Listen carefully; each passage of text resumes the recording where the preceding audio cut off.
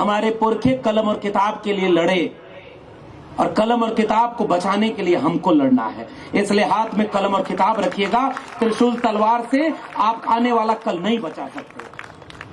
और कुछ लोग हैं जो अपने बेटा बेटी को अच्छे स्कूल में पढ़ा रहे हैं, विदेश में पढ़ने भेज रहे हैं, और देश के आपके हमारे घर के बच्चों को कहते हैं कि पढ़ लिख करके क्या करोगे जब धर्म ही नहीं बचेगा, पढ़ लिख करके क्या करोगे जब देश ही नहीं बचेगा। तो आपके घर का बेटा बेटी जिसको अच्छी शिक्षा नहीं मिली, जिसको अच्छा रोजगार नहीं मिला, उसको भी मन में कुलबुलाहट आती है, अच्छा धर्म खतरे में है तो धर्म बचाने आपके घर का बेटा बेटी चला जा रहा है। और उनके घर का बेटा कहां जा रहा है? एक बेटा है जिसको बैट बल्ला पकड़ने नहीं आता, पहले वो बीसीसीआई का चेयरमैन बना और अब वो आईसीसी का चेयरमैन बन गया। और पिताजी क्या है? पिताजी देश दिल्ली में बैठे हैं, देश चला रहे हैं। यहां तोड़ो, यहां जोड़ो, इनको खरीदो, इनको बेचो, जो नहीं समझे उनको हड़का के देश चलाओ। और पिताजी कहते हैं परिवारवाद बहुत बड़ी चीज है। और जब कोरोना आया था तो उनके बेटे का बिजनेस 50 गुना ज्यादा बढ़ गया था। बेटा आज भी अंग्रेजी नहीं बोल पाता, लेकिन एकदम डिक्टो फोटोकॉपी है। पिताजी और बेटे का फोटो साथ में खड़ा कर दीजिए तो किसी तरह का कंफ्यूजन नहीं होगा। और बेटा आईसीसी, जो देश के सबसे, बीसीसीआई दुनिया का सबसे अमीर संस्था खेल की, और अब आईसीसी का चेयरमैन बना बैठा है। ये फर्क होता है। जो आपके बेटा बेटी की चिंता नहीं करता वो अच्छा पिता है, क्योंकि अपने बेटा बेटी को दंगे में नहीं भेजता, वो अपने बेटा बेटी को करोड़ों रुपया कमाने के लिए किसी और जगह पर भेजे हुए। और आपके बेटा बेटी को कहता है कि धर्म खतरे में, तू नहीं बचाएगा तो कौन बचाएगा। और जो हमारे आपके घर का बच्चा जो अपना स्कूल नहीं बचा पाया और जो अपना घर नहीं बचा पा रहा और वो धर्म बचाने जा रहा। बचपन में पैदा हुआ तो सिखाया गया कि धर्म इस चीज का नाम है जिसमें भगवान इंसान की रक्षा करता है। और जैसे जैसे बड़े हो गए पता चला कि इंसान को भगवान की रक्षा करनी है। ये गलत है कि सही? ये तो आस्थावान लोगों को बताना चाहिए। आप बताइए ना। मैं उत्तर प्रदेश से आता हूं और उत्तर प्रदेश में एक पोस्टर चला था जो आपको पता होगा, जो उनको लाए हैं हम उनको लाएंगे। समझदार को इशारा काफी, नाम लेने की क्या जरूरत है भाई। हम भी सजग होकर के बोलते हैं क्योंकि हमको पता है कि जहां दिल्ली लौट के जाना, एक तरफ बुलडोजर खड़ा है और एक तरफ न्यायालय खड़ा है जहां आपके ऊपर कोई मुकदमा करके जेल में डाला जा सकता है। और मैं इसलिए ये बात बार बार कह रहा हूं कि नौजवानों, आपको भी कोई बात अगर कहनी है तो अपने समाज की बीमारी का इलाज उन डॉक्टरों के कथन से करिए जिनसे बेहतर न हम आज तक सीख पाए न बोल पाए। ये फूले और अंबेडकर से ज्यादा अच्छा इलाज कौन करेगा? इसलिए हम उनके कोटेशन के याद करते हैं। और फिर एक बात पूछना चाहते हैं कि अगर तुमने सिनेमा से वो दृश्य काटा तो मैं पूछना चाहता हूं कि इतिहास में कल कैसे पढ़ाओगे? सिलेबस से मुगल काल गायब कर दिया। अब जब मैं चूंकि 14 साल विश्वविद्यालय में प्रोफेसर रहा और वहां हमने एनसीईआरटी का सिलेबस देखा साहब, वहां मुगल काल गायब कर दिया। अगर मुगल काल गायब करोगे तो इतिहास में कैसे पढ़ाओगे कि महाराणा प्रताप महान वीर योद्धा थे? तो बच्चा पूछेगा कैसे थे? तो कहोगे कि बहुत बड़ी लड़ाई लड़ी उन्होंने। तो कहे किसके खिलाफ लड़ी? तो कहोगे कि जुल्म के खिलाफ लड़ी, क्योंकि आपने वो वाला इतिहास इरेज कर दिया है, वो नहीं पढ़ाना है। घास की रोटी खाकर लड़े, तो कहे किस जुल्म के खिलाफ लड़ रहे थे? तो कहे एक राजा था, तो कहे उसका नाम क्या था? आखिरी में तो बताना पड़ेगा ना कि वो राजा कौन था जिसके खिलाफ वो राजा लड़ रहे थे। जैसे ज्योतिबा फूले अपनी किताब में गुलामगिरी में जितनी बात लिखते हैं, और उससे पहले एक और जरूरी बात, शिवाजी का पंवाड़ा एक किताब लिखते हैं। शिवाजी के ऊपर सबसे पहला ऑथेंटिक काम करने वाले नायक का नाम है ज्योतिबा फूले। बहुत सारे लोगों को पता ही नहीं था। आजकल वो रंग को टैली कर लेते होंगे कि अच्छा हमारा वाला रंग भगवा उनके भी रंग में है, तो यानी कि शिवाजी हमारे हो गए। और रिसर्च जब किया, एक किताब है शिवाजी कौन थे, आपने पढ़ी होगी आप लोगों के पास अगर वो किताब ना हो तो, गोविंद पंसारे। और वो कहते हैं कि शिवाजी जब दूसरे राजा के खिलाफ लड़ रहे थे तो उनकी सेना में कम से कम आधा दर्जन से 1 दर्जन तक मुसलमान थे जो शिवाजी की तरफ से एक मुसलमान राजा के खिलाफ लड़ रहे थे। और जब मोहम्मद गोरी आक्रमण किया भारत पर, तो पृथ्वीराज चौहान के खिलाफ मोहम्मद गोरी का साथ देने वाला वो जयचंद कौन था? इतिहास को तुम हिंदू मुसलमान बना देना चाहते हो। एक तरफ महाराणा प्रताप अगर लड़ रहे थे धर्म बचाने, तो दूसरी तरफ से महाराणा प्रताप के खिलाफ लड़ने कौन चला गया था? नाम बताइए, आप लोग को पता हो तो। थोड़ा आप लोग को भी रिस्क में डालते रहूं, सारा रिस्क हम ही क्यों लें? भाई बताइए, महाराणा प्रताप के खिलाफ सेना का अगुवाई कौन कर रहा था? राजस्थान का राजा मानसिंह कौन है? उनके फोर फादर वो हैं जिनके आज के लोग किसी राज्य में कुछ बने हुए हैं, अब उसके आगे नहीं बोलूंगा, और उन्हीं की सरकार में बने हुए हैं जो हिसाब करने की बात करते हैं। मैंने जब पढ़ा कि ज्योतिबा फूले शिवाजी का पवाड़ा खोज कर ले आए, तो ज्योतिबा फूले ने जिस शिवाजी से परिचय कराया पूरे मुल्क का, पूरे दुनिया का, वो शिवाजी तो ऐसा राजा जिसने अपने फरमान जारी किए। इस किताब में कई रेफरेंस है, वक्त कम है, पढ़िएगा। शिवाजी किसान परिवार से निकले हुए थे, कुंभी किसान, कृषक चेतना थी। और एक सवाल और पूछ ही दूं, शिवाजी अगर इतना ही मानते हो कि तुम्हारे थे, तो उनका राज तिलक क्यों नहीं हो पा रहा था? मुश्किल सवाल है। तो सारा आसान सवाल ही क्यों हम लोग पूछे, कुछ मुश्किल भी पूछेंगे। शिवाजी की तलवार में कोई ताकत में कमी थी क्या? अगर तलवार की ताकत से राजा तय होना था, तो शिवाजी से ताकतवर उस जमाने में कोई था क्या? फिर भी शिवाजी का राज तिलक करने से मना किया गया कि नहीं किया गया? जरा आप बताइए। बाहर से किसी को बुलाया गया कि नहीं राज तिलक करने के लिए? क्या नाम था? कुछ आप लोग को भी इन्वॉल्व कर ही रहा हूं, आप समझ ही रहे होंगे। किया था ना? बताओ, उनका राज तिलक करने से मना करने की वजह क्या थी? शूद्र। शूद्र कौन है? तो बाबा साहब ने बताया, हु आर शूद्रास।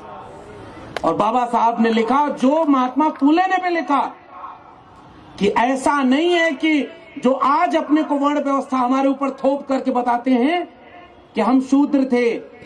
हम शूद्र नहीं थे। हमारे शासकों में कोई सम्राट अशोक पैदा हुआ जिसने वाकई अखंड भारत बना करके अपनी तलवार का दम दिखाया था। तुम उसको भी शूद्र में शामिल कर दिए। आज मौर्य वंश किसमें है? ओबीसी में शामिल कर दिया। सम्राट अशोक से बड़ा उस समय राजा, तलवार में दम दिखाई तो कलिंग का पानी लाल हुआ नदी का। और जब तलवार रख करके बुद्धिज्म का परचम फहराया, तो जैसे गांव में क्या होता है ना, खूंटा गाड़ देना कि ये हमारा है। 84,000 खूंटे गाड़ करके इस देश को बताया कि ये बुद्ध की जमीन है, और इसको बुद्ध के परचम को फहराने का काम किया था।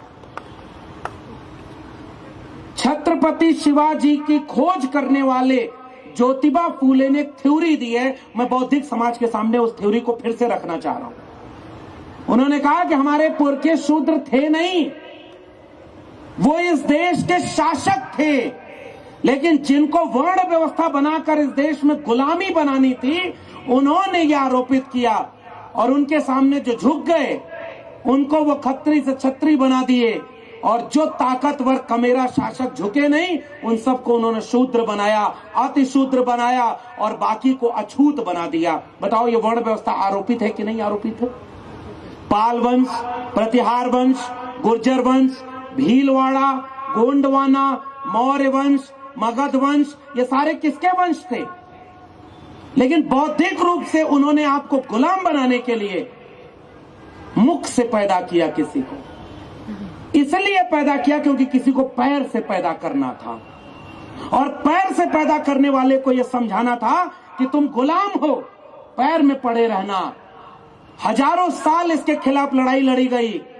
तब तथागत बुद्ध से लेकर के बाबा साहब अंबेडकर के समय तक जब लड़ाई मुकम्मल हुई, तो भारत का संविधान बना, उसने कहा कि न कोई मुख से पैदा हुआ न कोई पैर से पैदा हुआ, इंसान और इंसान बराबर हैं। अब कोई भी राजा का बेटा राजा नहीं बनेगा, अब जनता के वोट से राजा तय किया जाएगा। इसलिए भारत के संविधान को हम आइडिया ऑफ इंडिया की आज की किताब कहना चाहते हैं। इसलिए मैंने इस मकान की बुनियाद की बात की है। शिवाजी के पवाड़ा में कहां शिवाजी हैं, और शिवाजी जिस मुसलमान शासक से लड़ रहे थे उसकी कब्र बनवा रहे थे, पता है कि नहीं ये वाला इतिहास? खुद उन्होंने बनवाई थी। और शिवाजी की मदद करने वालों में कोई नाई था, कोई जुलाहा था, और शिवाजी की मदद कर रहे थे वो।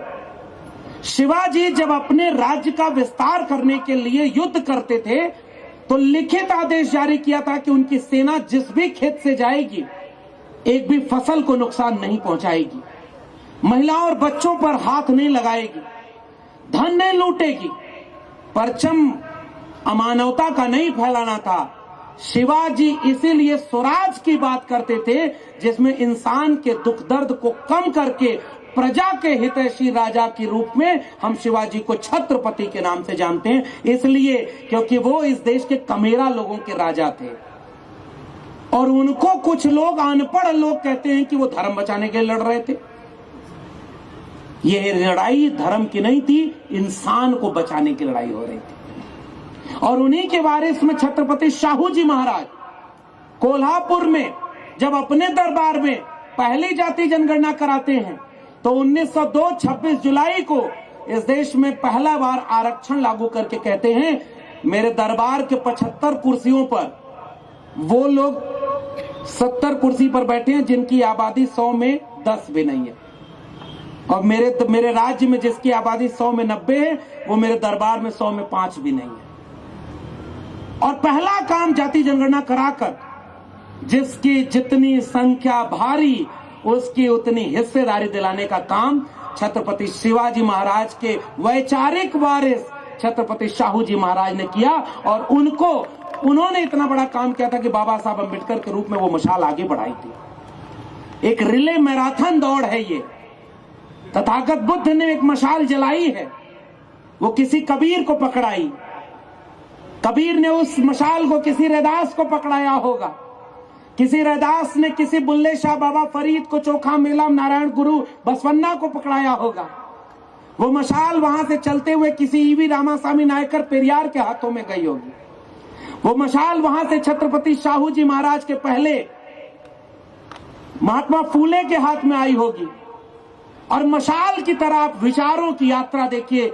छत्रपति शाहू जी महाराज अखबार निकालने के लिए मदद कर रहे हैं बाबा साहब की, खर्च चलाने के लिए मदद कर रहे हैं, और उसके बाद 1920 के बाद कह रहे हैं इस देश के वंचितों तुम्हें तुम्हारा नया मसीहा मिलने वाला है। और वो मशाल पकड़ा दी बाबा साहब डॉक्टर भीमराव अंबेडकर के हाथ में, जिसको उन्होंने संविधान के रूप में आपको सौंप दिया। ये 5000 साल का हमारा घर बसाया हुआ हमारे पुरखों का, बड़ी मुश्किल से ये घर बसाया। इतना खूबसूरत देश दुनिया में कोई नहीं, इतनी भाषाएं, इतने लोग मोहब्बत और प्यार से रहते थे। दुनिया में बहुत जगह राजाओं ने लूटने के लिए कब्जा किया होगा, इस मुल्क ने लोगों को गले लगाया। और आज उस मुल्क की बुनियाद में मट्ठा वो लोग डाल रहे हैं जो कहते हैं कि वसुधैव कुटुंबकम हमारा नारा है। आप कल्पना करिए कि विरोधाभास कैसे, इसको बचाना किसकी जिम्मेदारी है? 90% हम लोगों की जिम्मेदारी है। इसलिए हम यहां पर खड़े होकर के आपके बीच में कहने आए हैं, सबसे पहली लड़ाई आज की तारीख में अगर लड़नी है तो मजहबी फसादियों के खिलाफ लड़नी होगी जो इस देश में दंगे का माहौल बनाना चाहते हैं, जिनकी आग की लपट पिछले दिनों नागपुर तक पहुंच चुकी है।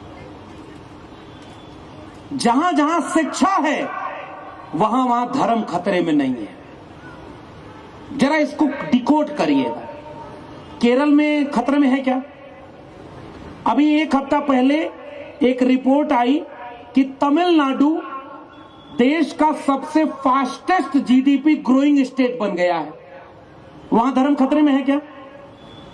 आंध्र प्रदेश और तमिलनाडु अपने यहां के मिड डे मील में 6 दिनों में अलग अलग दिन का खाना खिलाते हैं पौष्टिकता के आधार पर, अंग्रेजी पढ़ाते हैं अपने सरकारी स्कूलों में, और जीडीपी का बड़ा हिस्सा शिक्षा पर खर्च करते हैं। वहां धर्म खतरे में नहीं। और मैं जिस राज्य से आता हूं, महान राज्य, वहां के मुख्यमंत्री अति महान, उनका नाम लेना ही क्या कहूं, बस कबीर याद आते हैं।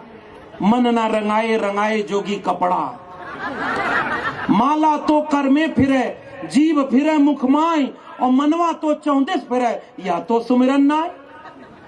और ऐसे ऐसे लोग वहां बैठे हुए।